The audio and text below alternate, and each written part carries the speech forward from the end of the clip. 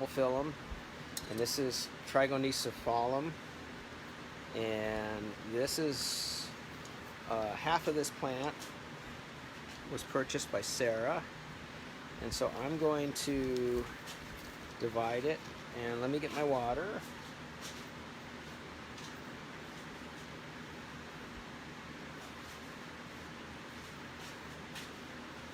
So I want to shoot the plant with water to start with, kind of get the roots loose. And you can do it different settings, kind of accomplish different things. This center setting kind of blasts debris away. If you just want to get it wet, you put it on shower. Jet is probably too strong to use. And so now I have this guy wet.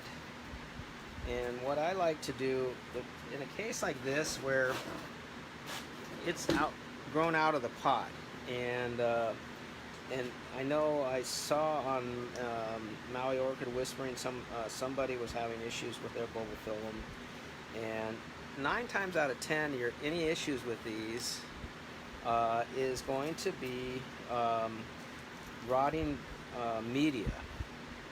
It's not that these things can't take water, they can, and so you definitely want to keep the water on these guys, but the media will decompose after a while, and that's, I think, what was going on with that one, and that's what's going on with this one.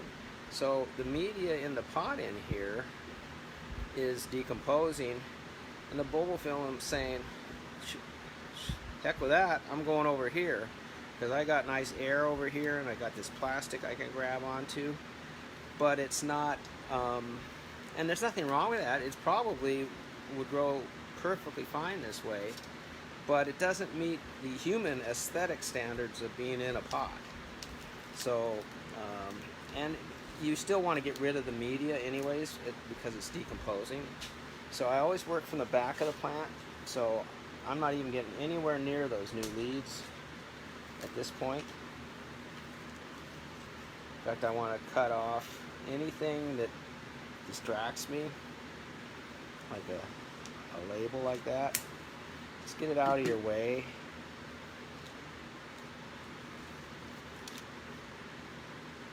And I'm going to do the same with this.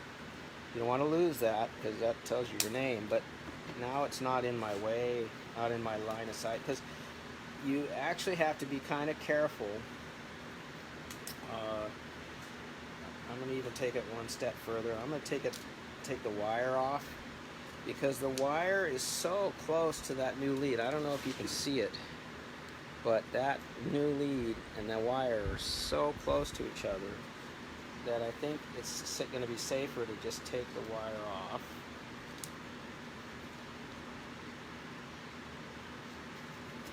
And this is where you got to pay attention. You really, I'm pushing, but I'm pushing away from that new lead, because the new lead is fragile.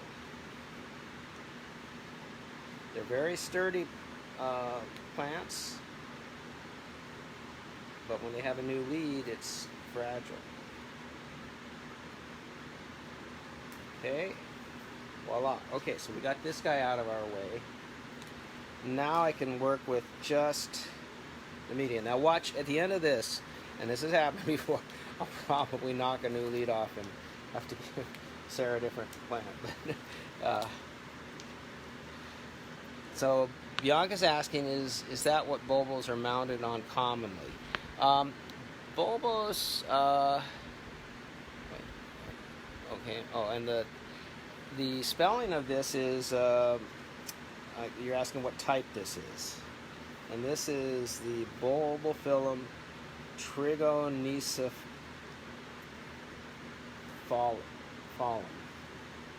And let me get you, I smudged up the name. Trigo, Trigo, Nosepalum. Trigonocephalum. And yeah, look that up, and you'll see it's pretty cool. And going back to the question of what are they normally potted in, I like them in 3 different ways. I like them mounted on cork and hapu. I like them in a net basket with bark, but the bark will decompose, and in a net basket in sphagnum. So here's one. And this is how they come in the little Bulbophyllum, the beginner's package. And so anybody contemplating Bulbophyllums, this is a good way to start. They're not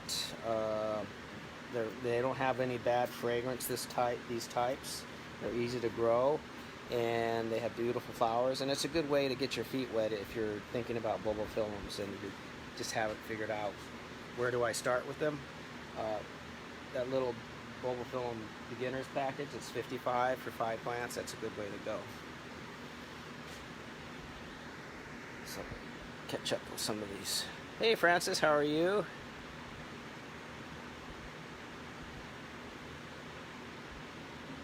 Well, you have 2 leads at least. Is the bulbils okay? So they do well mounted, but you got to keep these really wet. So Bianca's afraid of bulbils. All of mine are stinky. Well, they aren't all stinky, and that's why that beginner's package is good, because those aren't stinky. There's a lot of them that aren't, and there are some that are, and some are worse than others. So the other thing I'm going to do with this guy is I'm going to cut the pot off of this, because it's not really giving up that easy, and I don't want to risk the new leads. So when you're in doubt, if you can get it out, just cut the pot. It's not that expensive of an item, and the plant is worth way more than the pot.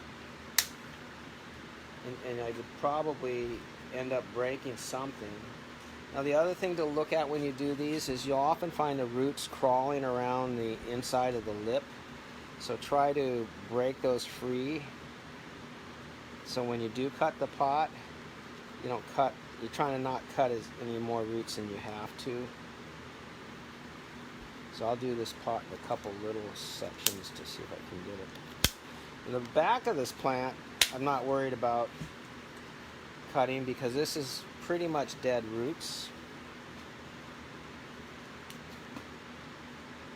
But it's all kind of attached together, and since there are these new leads, I'm being extra careful. And I'm trying to free up these roots in here. And they're almost complying.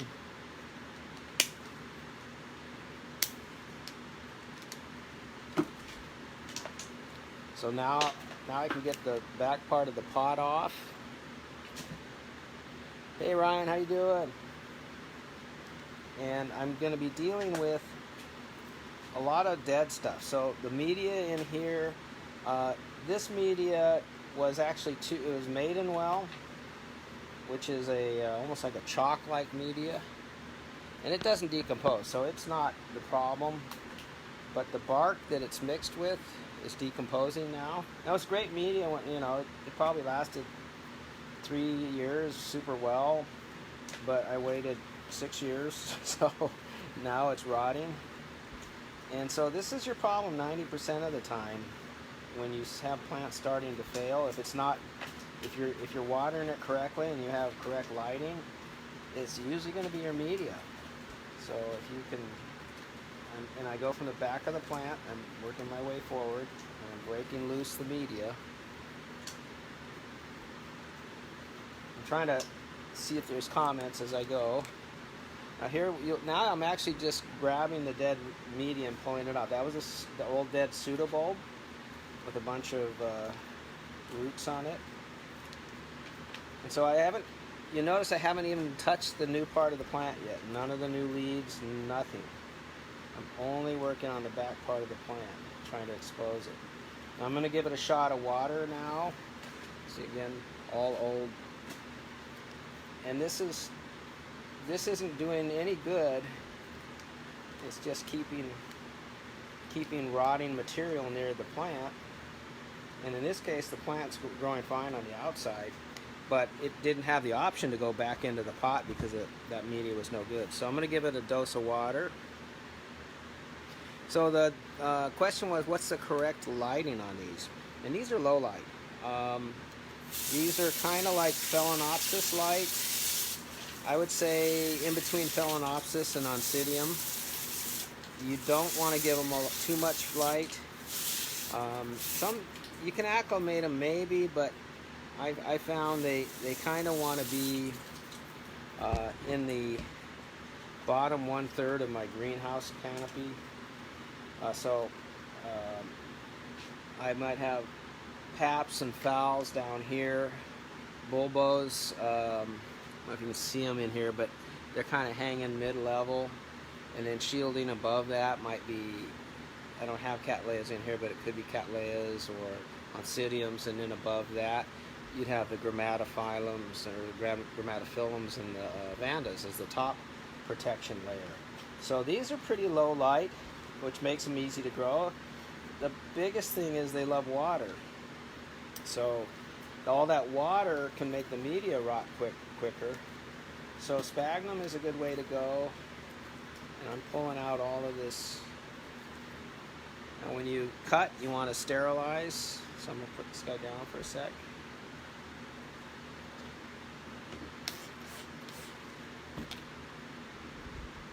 Make sure your shears are sterilized always.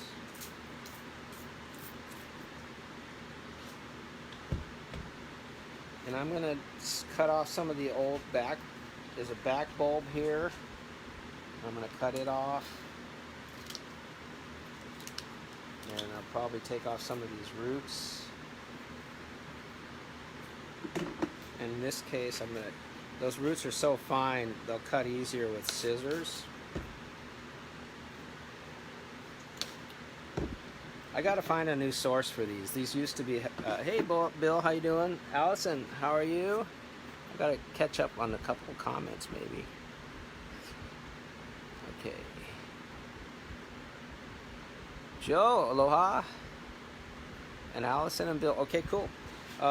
So we're actually dividing a plant. Sarah Wolf came and visited yesterday, so she got a Bulbophyllum. So right now, see where I'm holding this? I still have not touched any of the new leads, and that's my whole goal, is to get through this and not look stupid and break the new lead last minute. But it's hard to do because they're a little tricky. So I'm trying to get I'm just cutting the net pot out because it's not worth trying to save it at the expense of losing the plant.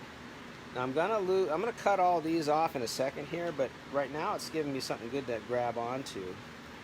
And what I want to try to do is get one more good cut. Now I'm twisting, I'm grabbing the pseudobulb, which is strong, staying away from that new lead, and twisting this up. I'm trying to get the roots out from underneath the lip of this. And if you did cut those, it's not the end of the world, but I figure since Sarah's watching, I better take ultimate care. This is a division she bought, so 1/2 of this is for sale and 1/2 of this is Sarah's, and she's going to get the nicer of the two because that's the way it works. And it's just almost there, so I'm going to use my shears to try to slide the root out and then cut.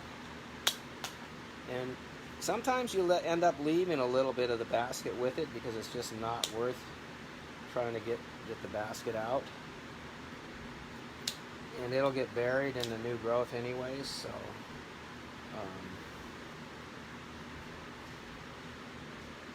okay, so we're getting somewhere now. Now I'm going to start looking at where would I want to divide this, and I kind of push and pull on it a little bit.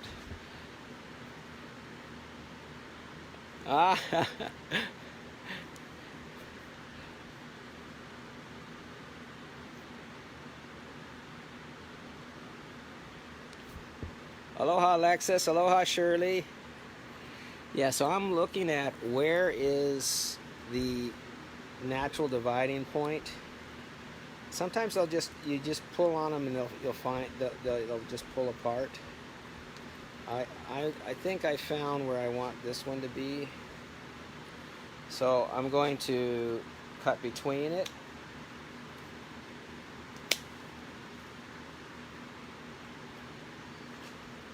And this one's tricky because it's really in this pot.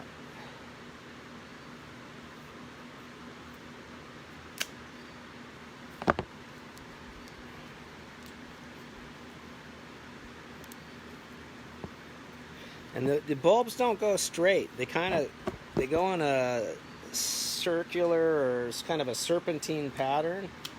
So this one is actually, I'll show you, the natural division point. You want to say, I'll do it right in half right there. But you see this bulb is really attached to those, and this one is attached to those. So I'm actually going to divide it. I'm hoping if you can see, okay, I'm going to actually divide it diagonally like this, because that's the break point. So this, and that are all one, and this is already growing as two separate plants, so that's what makes this kind of nice to divide. So I'm going to actually do a diagonal division on this. And I hope you can see okay, because I'm really having to focus on what I'm doing more so than whether or not it's on camera. Okay, so you can see how I'm starting to work the two apart, and you use your fingers, you give it a little tug, kind of like if you have a child and they have thorns in their hair or matted in their hair, you kind of work at it a little bit. It's a similar process. A little tug here, a little push there, knead it out. Now I'm trying to separate this one from that. Now we're getting into some of the moments of truth. I probably can get this off of there.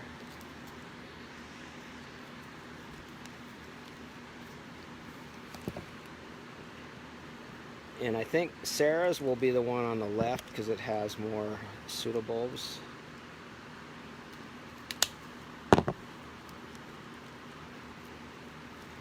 But they both have new leads, so that's good.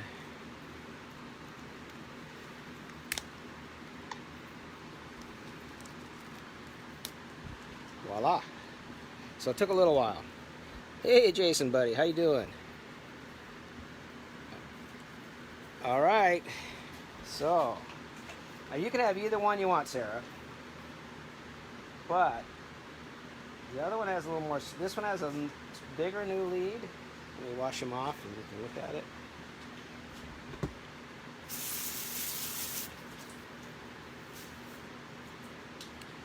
So this one has a bigger new lead.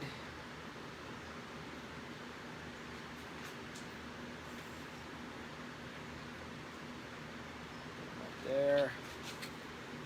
And this one, I still have to get some debris off of it.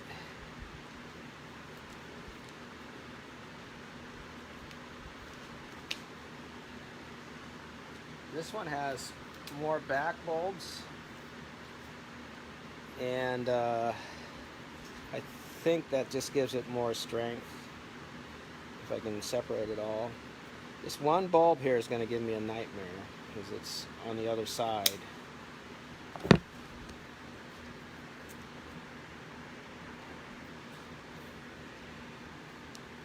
Jealous of me too. Beverly, aloha.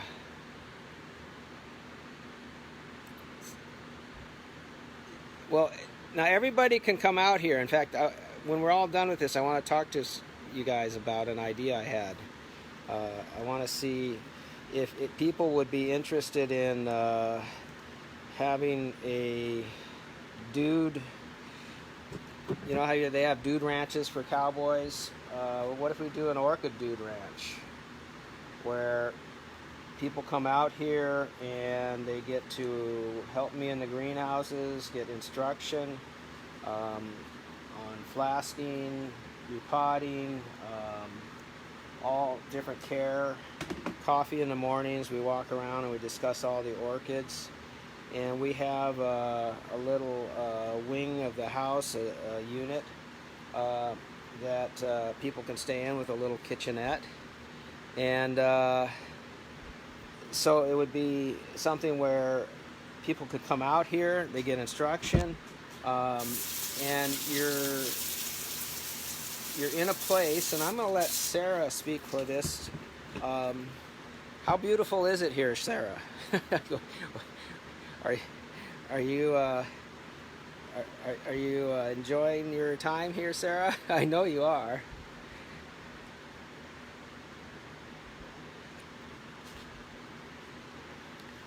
Yeah, so I'm thinking, like, what would be more better to have? We can have people come stay, but if they come stay and they're orchid lovers, and they're paying for instruction versus paying for a unit, then I think we comply with our local codes, and I think that would be a great thing to do. And then I can also take you and show you some of the other facilities around. In fact, the one I wanted to mention to Sarah while she's still here is she gets a chance to go up to the Hindu temple. And at the Hindu temple, they are hand building it with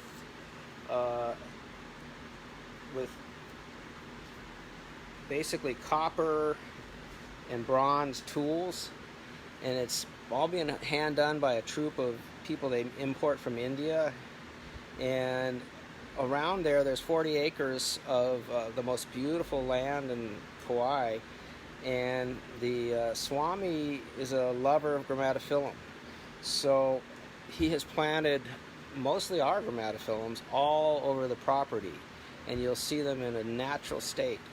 So look that up. They only have tours certain times, but you can go. There's a self-guided tour that I think you can go on every day, but there's a tour where the Swami leads it, and I don't know, that may book up in advance. But it's the Hindu temple in Kauai, and you'll get to see a lot of our Grammataphyllums in a natural setting. So what I think I'll do is I'll kind of, if people are interested in the Dude Ranch, I'll put together pricing for that, and a kind of a schedule of what I think. I don't want, and you want to have free days. I can't imagine anybody coming to Kauai and doing nothing but orchids with Neil. As much as that sounds kind of tempting, no.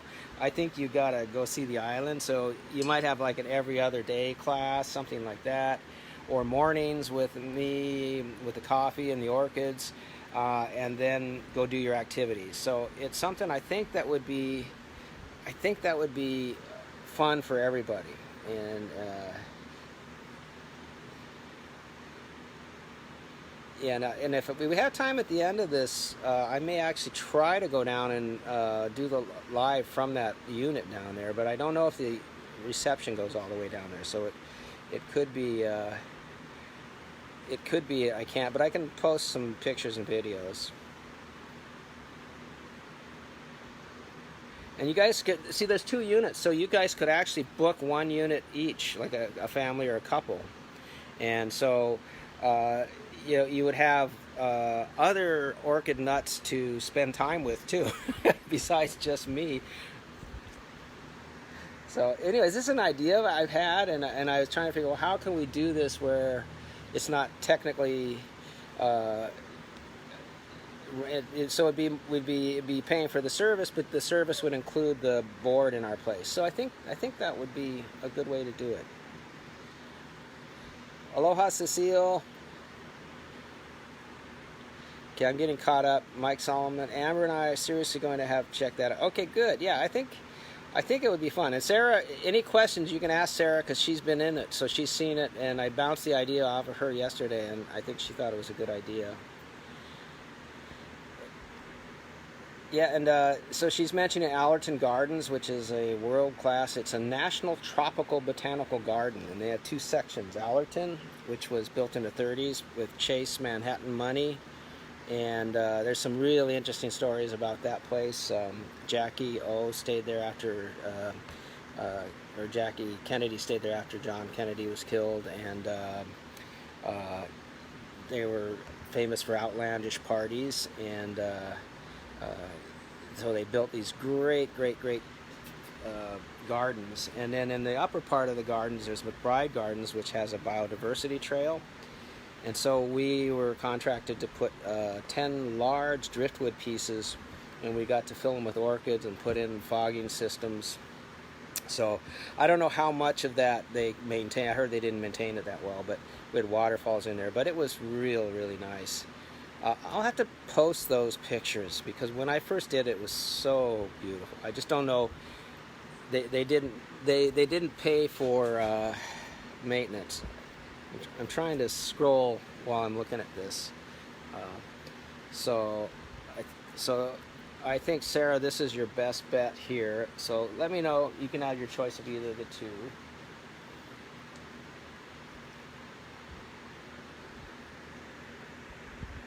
Cool. Aloha, Mary Beth. Michelle Keegan. Aloha, Michelle. How have you been? We've missed you. So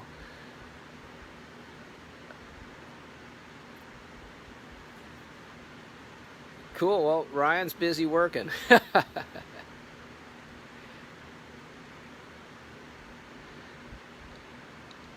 Okay, Sarah. All right, cool. Aloha, aloha. Okay, I'm gonna catch a couple of these, and I'm gonna go on to the bigger plant.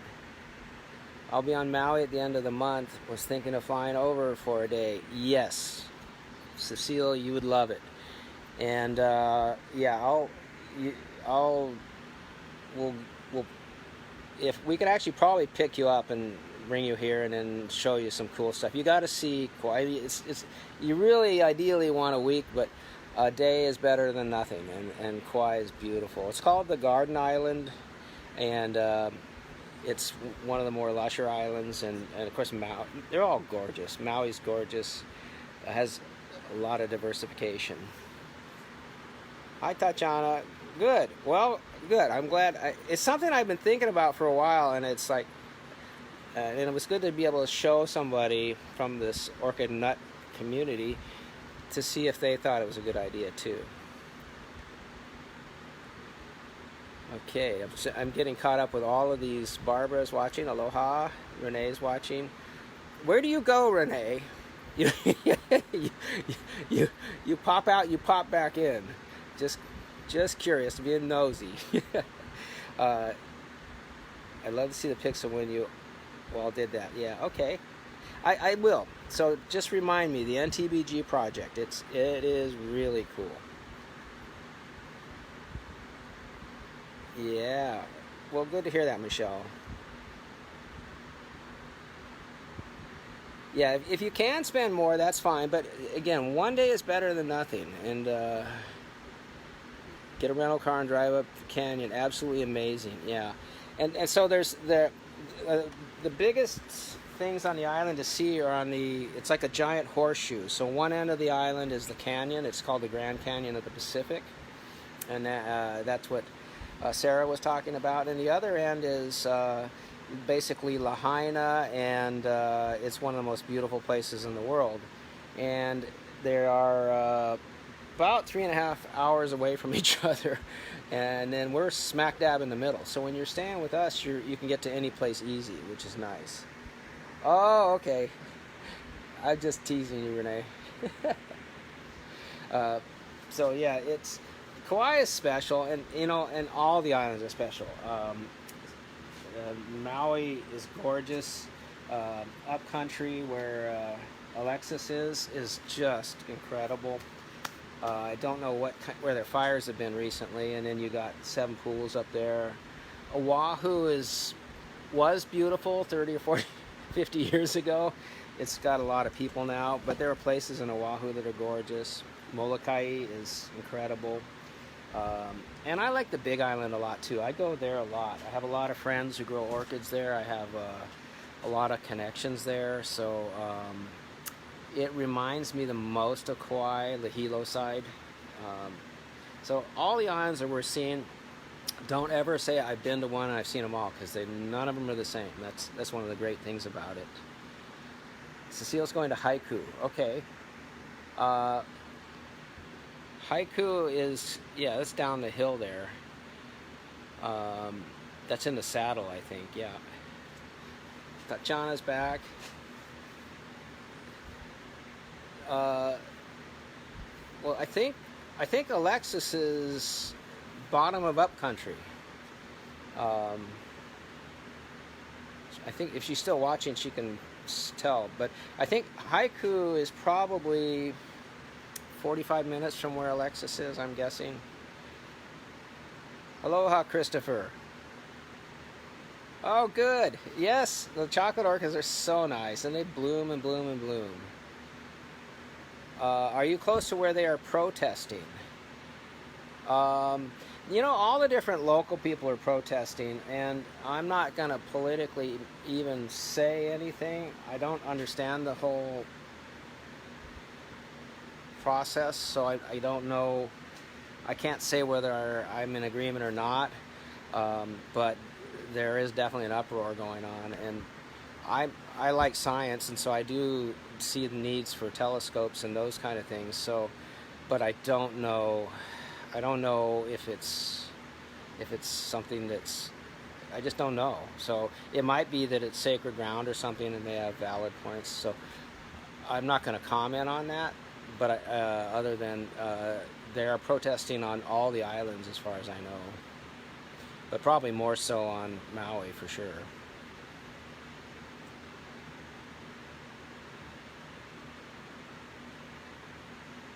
Alexis might know more, because that's a Maui, where they want to put it's Maui. Or is it? Or no, it might be the Big Island. The Maui and the Big Island have the big mountains. We have, ours tops out at a little over 5,000 feet. Maui is over 10,000, and the Big Island is 10 or 12. Yeah. So it's kind of, it's interesting. Hawaii is one of those special places. Almost everybody that comes here asks themselves if there's any way they could live here, because you have so many different neat things. You have beauty, you have the waves, the ocean, the weather. Aloha spirit is, the people are so nice. So yeah, it's a special place. So anybody. This could be an opportunity for people to see that and get an orchid fix all at the same time. So, and definitely Alexis can give you the same. I don't know if they have a facility to stay at, but they can certainly, I'm sure, give you a great tour of up there. In fact, I want to go visit her one of these days too. Anyway, it's been a little while since I've been to Maui. We used to get Miltoniopsis from Ivan Komoda. He was right up the road from where she was, and we actually stopped at the garden center there, and it was closed on the way up to the mountain. I forget the name.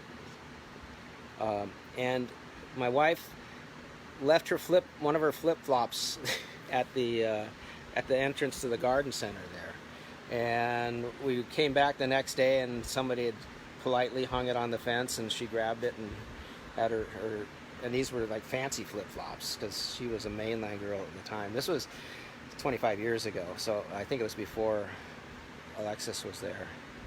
But anyways, so I was there, and if they were there then, I almost met them, but I haven't met them personally. Hey Bruce, how you doing? So we've been kind of chit-chatting, and I hope that it's not boring people, but I'm just kind of relaying some thoughts about the islands, and people were a little off topic a little bit, but so what? You know, it's fun to chit chat, and you get to know people in a different light. Yeah, so it's a complex issue, and so I would read up on it and then make your own judgments on it. But to the people that are protesting, they're very passionate about it, so they definitely. Yeah, they definitely do. You're not going to the Big Island, okay. Well, fly over to Kauai. I think that's a great idea.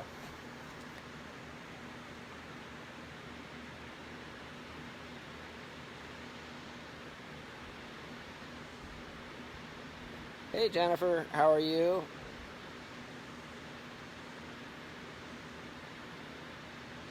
Yeah, I think it's, yeah, I don't think it's a telescope. There already are telescopes up there, so it's not, I don't think it's a view plane issue. And that when you're looking up, they're miles away, but I think it's more of a sacred ground issue, and that I'm definitely not an expert. And um, it's best to leave the Hawaiian issues to true Hawaiians because they they have their own insight on it, and so those are usually things to not discuss with other people because they, you know, you look at, oops, now I did it. you you look at those kind of issues, and our eyes are different than theirs. They grew up here. Their heritage is here, so they look at it through that perspective, where we don't have that same perspective. So I don't like to make judgments on any of that kind of stuff. I don't know. Yeah. James. Yeah. Shirley. Yeah, you should come. Everybody should come. So that this idea of a orchid dude ranch, this might be the way to do it. Yeah, and we found our people, and I even I did a little Facebook seminar, and I was one of the panelists on Kauai, and so I was kind of representing people who are expanding their businesses through live video, and I told the people, I said, you know, it's really been great. I found my people. Well, I looked later in their literature, and that's why I couldn't see why the Facebook guys were all clapping and so, you know, happy. Well, that's one of their taglines: find your people. So I kind of did them a promotion without even knowing it, but but I do truly feel that way, that, you know, there's, for so many years you're on a little island and there's only 10 or 15 people that know what a pseudobulb is, or what a Grammataphyllum is, and, you know, maybe 150, you know, and so you're really kind of limited in your outreach. So with the internet, you know, I'm finding that there's orchid nuts all over the world. Some watching right now from the Philippines, and so it's pretty cool. Okay, so now that we've diversed ourselves, I'm going to do a repotting of a Grammataphyllum, and I'll show you this. Isn't that cool? Bet you nobody can guess what this is. Jason, are you watching?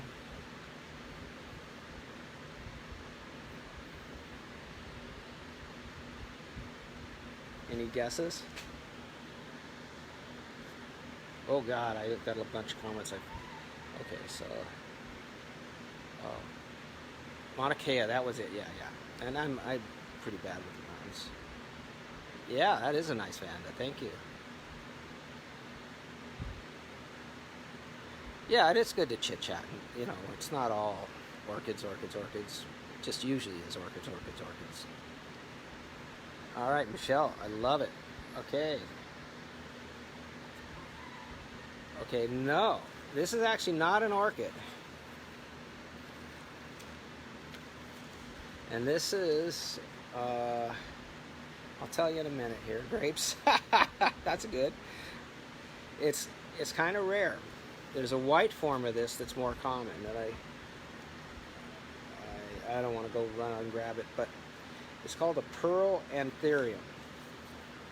And this one is the Cerulean version. So the white one, we use it in weddings sometimes, and we have that available. I probably showed that to you before, but they're just opening now, so the white ones are kind of like little nubs like this, and you can't really see the pearls on them yet. This one you can see the pearls, so it's a blue. This variety is rare because it's blue. And yeah, we'll have little divisions of those, so that is something we sell. Not too many, I can probably get about 5 or 6, and they'll probably be $20 out of those. But the anthuriums grow pretty much like the Bulbophyllums. Well, thank you. Now this is a Phaley Sunshine. This one just finished blooming. We just cut the spikes. It was a 2-spiker. And so I'm looking at this as a good time to repot it.